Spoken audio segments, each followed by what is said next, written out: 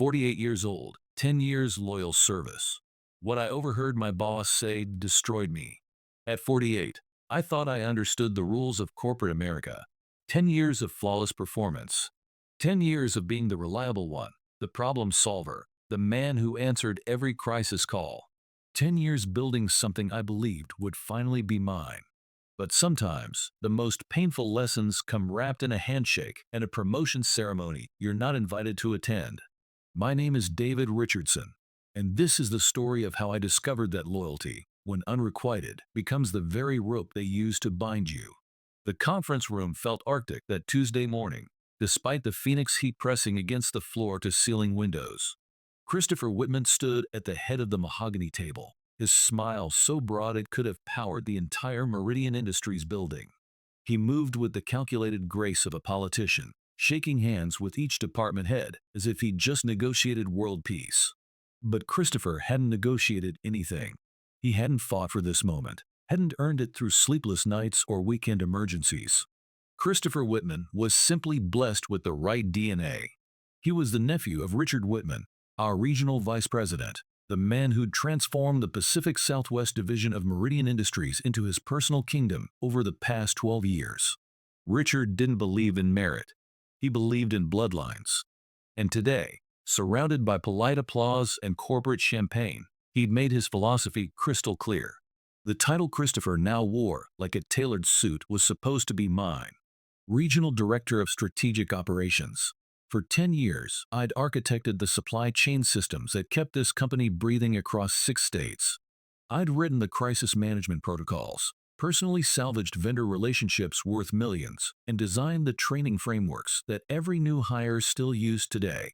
The position Christopher had just inherited was one I'd built from blueprint to reality, circuit by circuit, decision by decision. And now it was his. Christopher brings innovative thinking and long-term vision to our leadership team, Richard announced, standing beside his nephew with that practiced smile that had charmed board members for over a decade. We're thrilled to keep our executive talent in the family. The applause was polite, expected.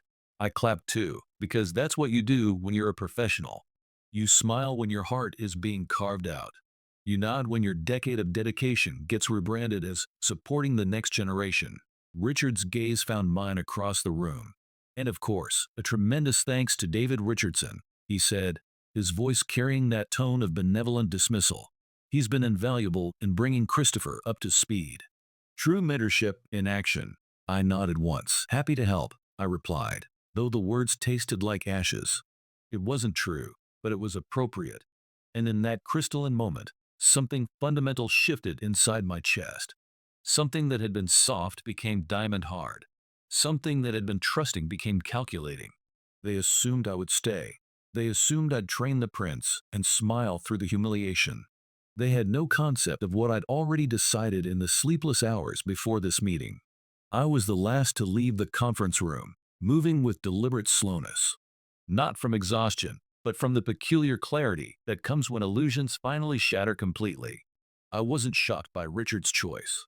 The warning signs had been accumulating for months like storm clouds on the horizon. The subtle changes in Richard's tone during our quarterly reviews. The way he'd started including Christopher in executive meetings where a junior analyst had no business being. The carefully worded questions about my long-term career satisfaction and whether I'd ever considered exploring new challenges. But now it was official. Signed, sealed, and celebrated with imported champagne. The hallway stretched before me like a gauntlet, all sterile corporate lighting and motivational artwork that suddenly seemed like elaborate mockery. I walked it like a condemned man taking his final steps, each footfall echoing with 10 years of accumulated betrayal. Back at my desk, I stared at the dual monitors that had been my command center for a decade. My inbox overflowed with the usual chaos. Shipment delays from our Portland hub, a vendor dispute requiring immediate arbitration, 3 missed calls from our largest client in San Diego. The machine I'd built was still running, still demanding the constant attention that had consumed my life for the better part of a decade. But now, I was just another cog in someone else's legacy. 10 years of immaculate performance reviews. 10 years of working Christmas mornings and missing my daughter's dance recitals. 10 years of being the person they called when systems collapsed and relationships fractured. I'd mentored 6 regional managers, personally salvaged contracts worth over $37 million, and pulled this division back from the brink of collapse more times than I cared to count. But I wasn't leadership material. Richard had made that devastatingly clear. I opened a blank document, my fingers moving across the keyboard with surgical precision. No hesitation, no second guessing, just the kind of decisive action that had made me valuable for a decade. Subject: resignation at David Richardson, effective 3 weeks from today. The message was brief, professional, emotionless. Everything I wasn't feeling, but everything they deserved. I saved the document without sending it.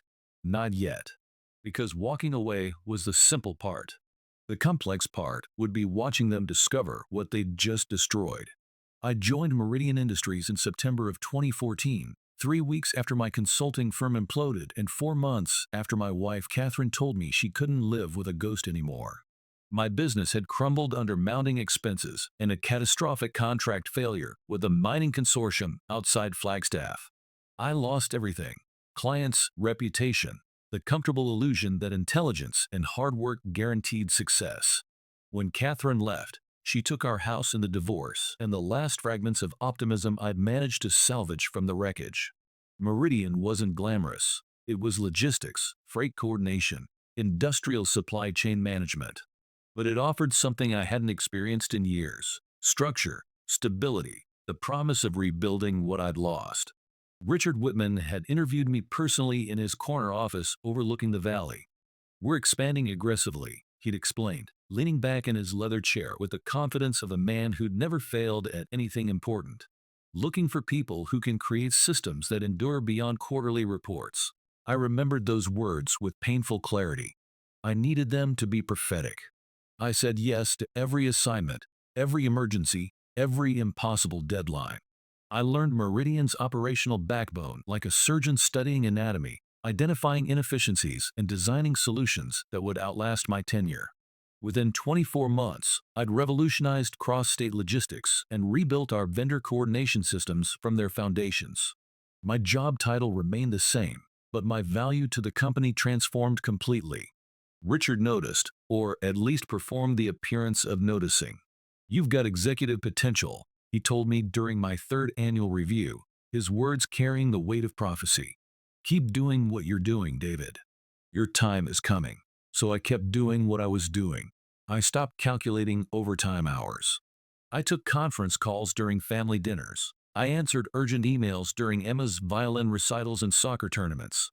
I was rebuilding, I told myself. Present sacrifices for future security. Emma was 11 when I started at Meridian. Now she's 21, a college senior who's witnessed her father fall and rise more times than most people do in a lifetime. She doesn't say much about my work obsession, but I know she observes everything.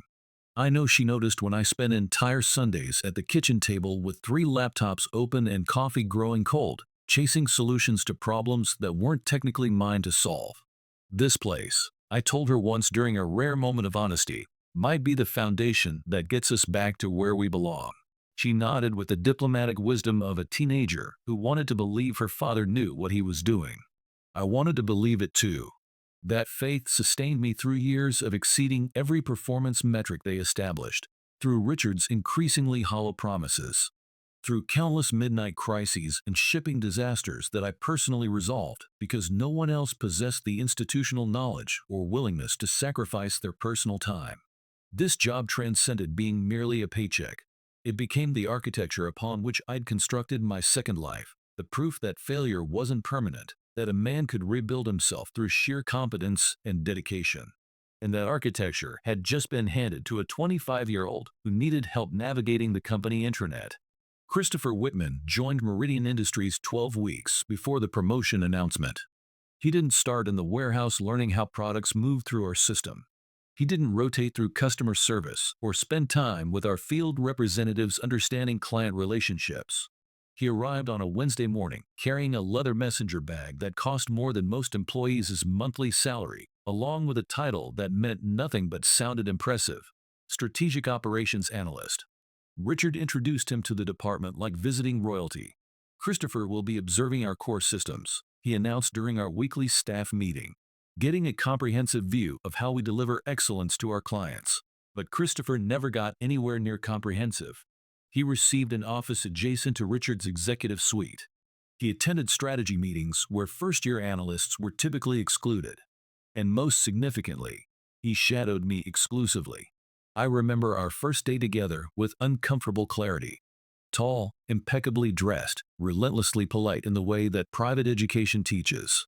He called me sir despite being only 23 years my junior, took notes on a tablet that seemed more expensive than my monthly car payment, and asked questions that revealed the vast emptiness of his practical knowledge. How do we handle a shipment delay if the supplier's already marked it as delivered? What exactly is a rolling inventory forecast? Do clients usually call this frequently during normal operations? I answered every question with the patience that experience teaches. That's what professionals do. You help the new person understand the complexities they'll eventually need to master. But this wasn't just any new person. This was Richard's genetic legacy, his corporate heir apparent. I kept expecting Christopher to rotate to other departments, to learn operations from multiple perspectives, or at least to shadow someone in field logistics. It never happened. Every day brought the same routine. Christopher watching me work, asking fundamental questions about processes I'd designed, taking notes on systems I'd built from scratch. And despite 12 weeks of intensive mentoring, he never demonstrated significant improvement. He confused basic terminology. He mixed up client account names. Once, he nearly triggered a duplicate shipment worth $47,000 to an aerospace contractor in Tucson by entering the wrong inventory code into our tracking system. I caught the error 30 minutes before it would have shipped, saving the company a logistics nightmare and potential contract breach. Still, I never complained. People like me don't complain about training responsibilities. We adapt, absorb additional workload, and carry whatever burden ensures smooth operations. Initially, I told myself Christopher was simply inexperienced. Intelligent people need time to master complex systems. But somewhere in my subconscious, I already understood where this trajectory was leading. Christopher wasn't being prepared for a position. He was being positioned for an inheritance. And I was the one providing the tutorial. The revelation occurred 3 weeks before the promotion ceremony. I'd stayed late to finalize quarterly projections for the board presentation, and the office had settled into its after-hours quiet. The cleaning crew was already making their rounds when I decided to grab coffee from the break room. Passing Richard's office, I noticed his door was slightly ajar, warm light spilling into the darkened hallway.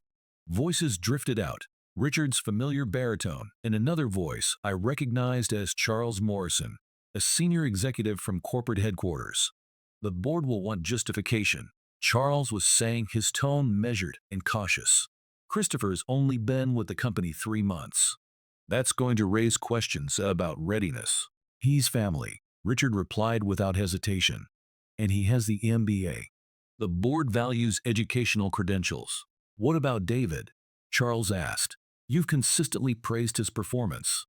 I thought he was your succession candidate. Richard's laugh was brief, dismissive, completely without malice. David is absolutely solid. Dependable, thorough, but he's not executive material in the traditional sense. Silence stretched between them like a held breath. Besides, Richard continued, David's got a daughter in college. Financial obligations. He's not going anywhere. He's safe. I stood frozen in the hallway, coffee forgotten, feeling like I'd accidentally overheard my own eulogy. They had already decided. The promotion had been promised to Christopher before the position was even officially posted. Before I'd spent 3 months training him on systems I'd created.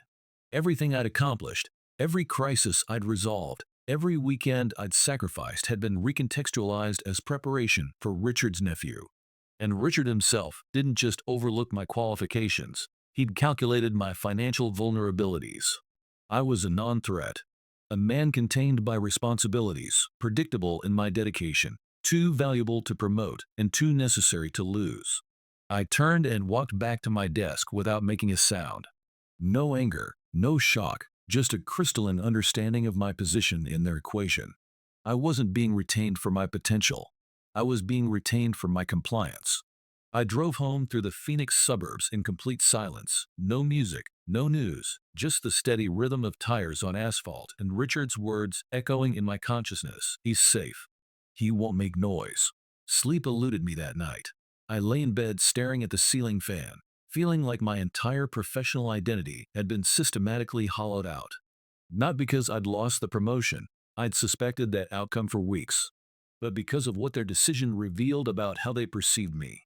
A placeholder, a reliable constant, a loyal employee they no longer needed to pretend might advance.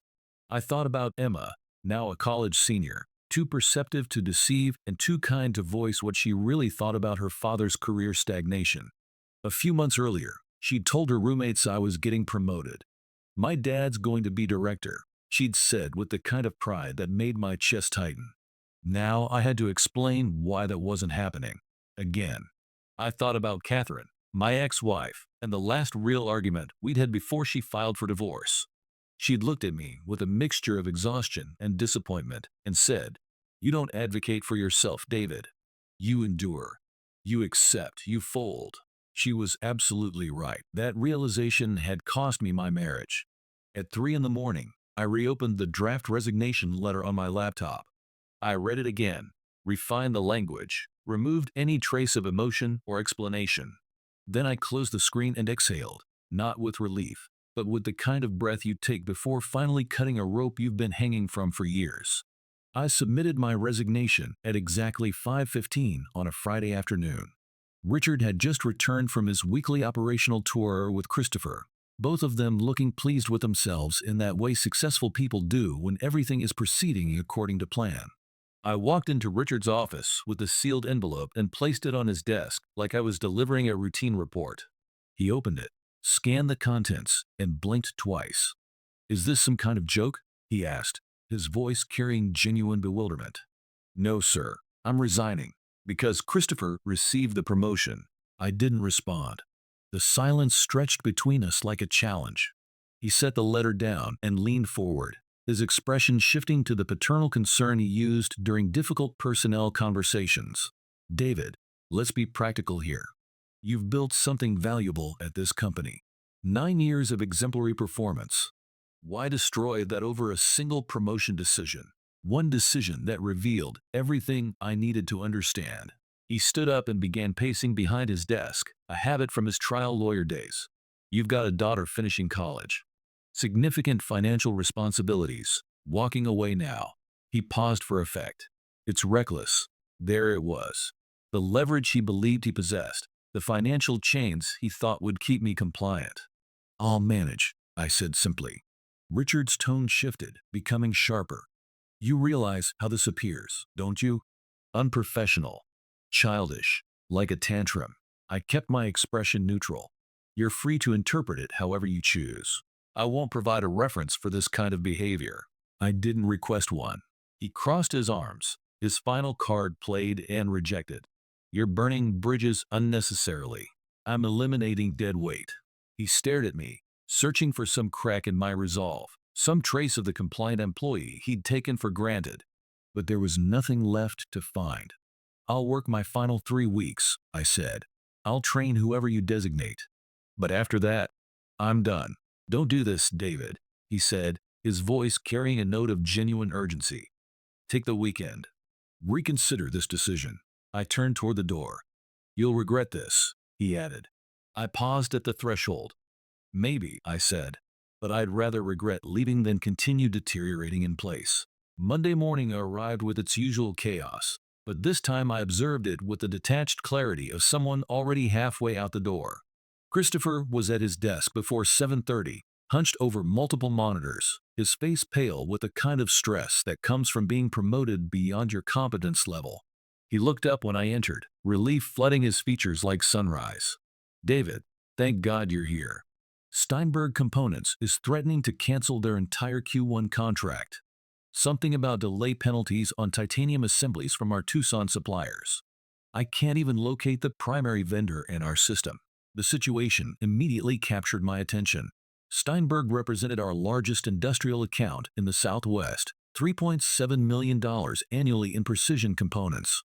I'd personally managed their relationship for 6 years, navigating their complex specifications and demanding delivery schedules. I pulled up our vendor management system and pointed to his screen. "You're looking at the wrong supplier category," I explained. "That contractor handles polymer components. You need precision metallurgy under Tier 1 partnerships." He stared at the screen blankly. "I didn't realize we had backup suppliers. We have comprehensive contingency systems because I built them specifically for situations like this." For the next 4 hours, I guided Christopher through Steinberg's entire supply chain architecture, lead time calculations, alternative sourcing options, penalty mitigation strategies, and the personal relationships that made emergency accommodations possible. By 1 o'clock, we had their order rerouted through backup channels and Steinberg's procurement director satisfied with our response timeline. "You just saved us," Christopher said, genuine gratitude evident in his voice. "No," I corrected him. "I saved Steinberg. I saved the manufacturing teams who depend on those components. I saved the system I spent 9 years perfecting because Richard certainly wasn't going to step in and solve it." That afternoon, I began the most important work of my remaining tenure: comprehensive documentation. Not because Richard had requested it, but because the people downstream from Christopher's inexperience would suffer if I didn't provide them with a roadmap. Escalation procedures, vendor relationship histories, client preference profiles, crisis management protocols. Everything Christopher would need to prevent this division from collapsing under the weight of his inherited authority. By Wednesday, word had begun circulating through industry networks. The logistics sector isn't enormous, and when someone with my reputation suddenly submits resignation, people notice quickly. That's when I received the call that would change everything. "David?" The voice was familiar, calm, confident. "Michael Sterling. We met at the regional summit in Denver last year." I remembered him clearly. Operations director at Phoenix Renewable Systems, one of the most innovative companies in sustainable energy logistics. Sharp intellect, no corporate politics, results-oriented leadership. "I heard you might be exploring new opportunities," he continued. "Would you be interested in discussing a position with us?" We met the following morning at Phoenix Renewable's headquarters, a striking glass building in Scottsdale that felt like stepping into the future. Michael didn't waste time with small talk. "We've been tracking your work for 2 years," he said, sliding a folder across the conference table. "Your innovations with Steinberg Components and Western Precision have become industry benchmarks. I have an opening for Regional Director of Strategic Operations, Southwest Division, and I want your expertise, your network, and your leadership philosophy." The offer inside the folder made my breath catch. The salary was 44% higher than my current compensation, with comprehensive benefits, equity participation, performance bonuses, and no requirement to relocate. Most importantly, no family connections to navigate around. "We develop leaders here," Michael explained. "We don't inherit them." For a moment, I sat in silence, not from uncertainty, but from the profound recognition of what respect actually felt like after years of its absence. "I'll complete my notice period at Meridian," I said, "and then I'm entirely yours." Michael smiled with the satisfaction of someone who'd just made an excellent strategic decision. That's exactly the kind of professionalism we've been hoping to find. As I drove back through the desert landscape, I didn't feel triumphant. I felt aligned. Meridian had provided stability when I desperately needed it, but Phoenix Renewable was offering something infinitely more valuable, an environment where I wouldn't need to justify my worth, only demonstrate it. The following Friday, Richard summoned me to his office once more. Christopher was already there, sitting in the corner chair, looking like someone waiting for a performance review he knew would be disappointing. Richard didn't bother with pleasantries.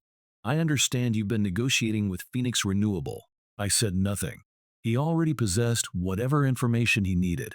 "You're still under employment contract here," he continued. "Training your replacement while pursuing opportunities with direct competitors represents a clear conflict of interest." "I'm fulfilling my resignation notice exactly as agreed," I replied. "Nothing more, nothing less." Richard stepped closer, his face flushed with a kind of anger that comes from losing control. "You've been transferring client relationships that belong to this company. Those connections were developed on Meridian's time, using Meridian's resources." I met his stare without flinching. Those relationships were built on weekends, holidays, and personal credibility. You never earned that trust. I did. Those clients are company assets. No, I interrupted. They're professional relationships built on consistent delivery and personal accountability. You never contributed to that foundation. Behind him, Christopher shifted uncomfortably in his chair. Uncle Richard, he began, his voice uncertain. Quiet, Christopher, Richard snapped, not breaking eye contact with me. That moment revealed everything Christopher needed to understand about his uncle's leadership style and his own position in this family business.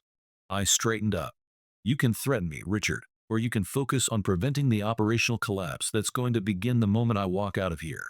Because the systems I created are going to start failing, and the relationships I maintained are going to start fracturing, and no amount of anger is going to change that reality.